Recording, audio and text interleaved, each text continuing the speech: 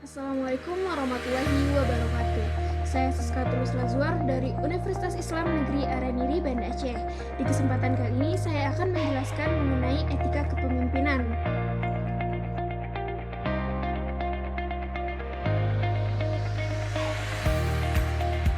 Yang pertama, saya akan menjelaskan mengenai hakikat etika. Etika berasal dari bahasa Yunani, yaitu ethos atau bentuk tunggal, yang berarti tempat tinggal, padang rumput, kebiasaan, adat, watak, perasaan, sikap, dan cara berpikir. Adapun bentuk jamaknya adalah taeta, yang berarti adat istiadat. Dalam hal ini, kata etika sama pengertiannya dengan moral.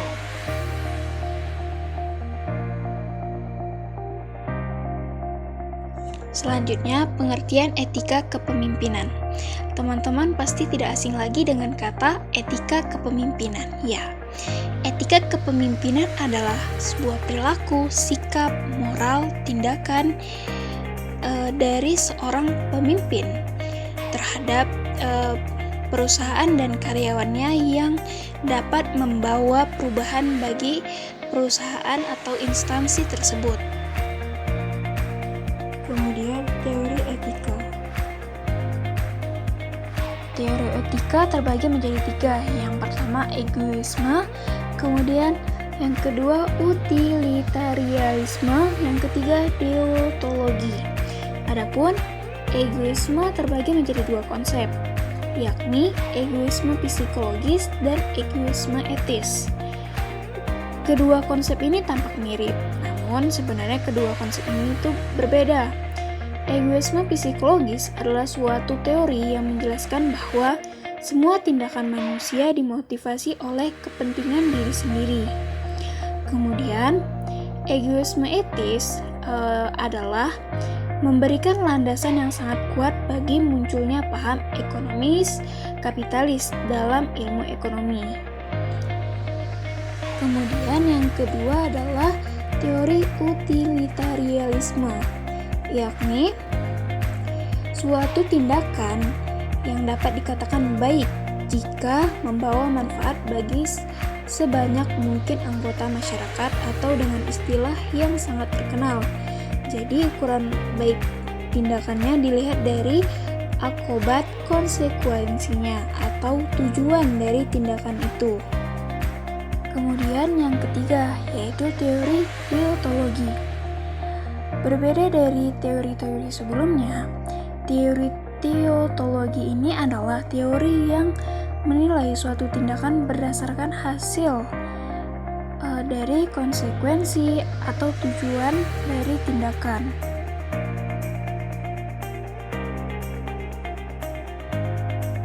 Kemudian fungsi etika kepemimpinan. Adapun fungsi etika kepemimpinan adalah yang pertama, meningkatkan norma etika setiap organisasi. Seperti yang kita ketahui, organisasi yang memiliki etika dan norma yang bagus akan mencerminkan citra perusahaan yang bagus pula. Kemudian yang kedua yaitu pemimpin. Dengan adanya etika kepemimpinan, maka seorang pemimpin harus memimpin aplikasi dan penegakan pelaksanaan norma dan nilai-nilai dalam perilaku organisasi dan perilaku pribadi para anggota organisasi tersebut. Kemudian yang ketiga, perilaku mempengaruhi pemimpin yang etis. Dengan pemimpin yang memiliki etika yang bagus, maka ini akan mempengaruhi terhadap karyawan-karyawannya dan menciptakan suatu suasana kerja yang baik. Kemudian yang keempat, menciptakan iklim etika yang baik. Iklim etika adalah persepsi pemimpin dan pengikut mengenai apa yang terjadi secara rutin dalam lingkungan internal organisasi. Kemudian yang kelima, kinerja pengikut. Iklim etika memungkinkan para pengikut bekerja secara maksimal dan meningkatkan motivasi, etos kerja, dan kepuasan kerja para pengikut. Kemudian yang keenam, visi tercapai. Dengan adanya etika kepemimpinan, maka setiap visi yang ada pada perusahaan akan tercapai. Kemudian berikutnya saya akan menjelaskan sedikit mengenai dilema dalam mengevaluasi kepemimpinan etis. Etika mempengaruhi para pengikut adalah perhatian utama untuk teori kepemimpinan transformasional dan karismatik. Kebanyakan teori ini melibatkan pengaruh pemimpin yang besar atas sikap dan perilaku pengikut. Untuk mengevaluasi kepemimpinan etis adalah dengan melihat minat dari pemimpin dan pengikut maupun organisasi yang bagus, dan dapat dicapai dengan tindakan yang tidak melibatkan terlalu banyak risiko atau biaya kepada suatu pihak. Namun, dalam banyak situasi, evaluasi kepemimpinan etis dapat mempengaruhi dan melibatkan penciptaan autuasiisme untuk sebuah strategi atau proyek yang berkuasa, membujuk para pengikut untuk mengubah keyakinan dan nilai mereka yang mendasari atau mempengaruhi keputusan yang akan menguntungkan sebagian orang dengan mengorbankan yang lain. Setiap jenis pengaruh ini melibatkan beberapa dilema etis. Kemudian perilaku etis. Seorang pemimpin yang etis, perilakunya mengacu pada norma-norma etika. Karakteristik perilaku etis antara lain dapat dipercaya. Seorang pemimpin harus dapat dipercaya, yaitu dapat dilihat dari sikap dan perilakunya. Kemudian yang kedua, menghargai dan menghormati orang lain.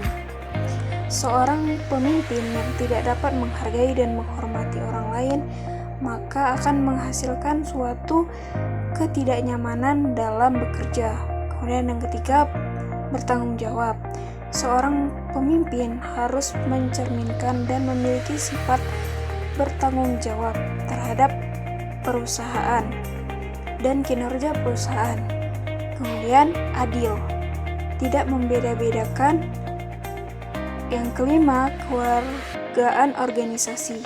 Kemudian menggunakan kekuasaan secara bijak. Kemudian jujur. Adapun etika profesi pemimpin adalah bersikap kritis dan rasional. Tentu seorang pemimpin harus memiliki sikap yang kritis untuk memecahkan persoalan-persoalan yang ada, dan juga harus bersifat rasional.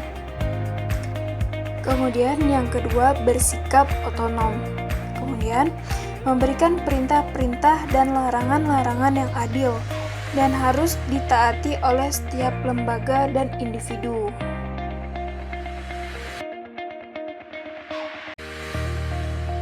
Kemudian, determinan dari kepemimpinan yang etis. Berikut adalah penjelasan mengenai determinan dari kepemimpinan yang etis.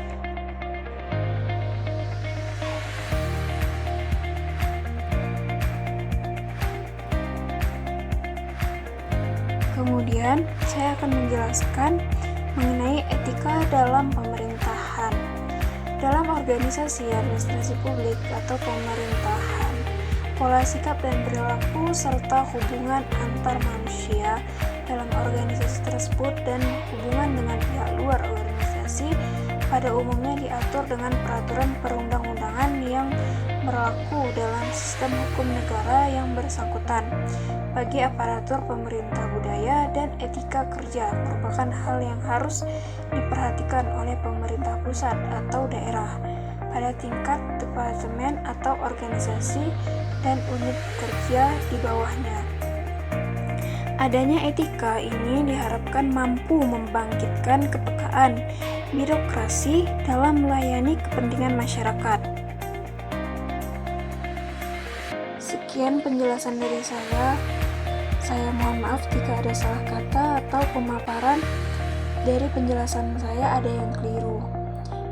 Semoga apa yang saya sampaikan dapat menambah pengetahuan teman-teman dan sama-sama belajar mengenai etika kepemimpinan. Sekian dari saya. Jangan lupa like dan komen dan share ke teman-teman jika video ini bermanfaat. Assalamualaikum.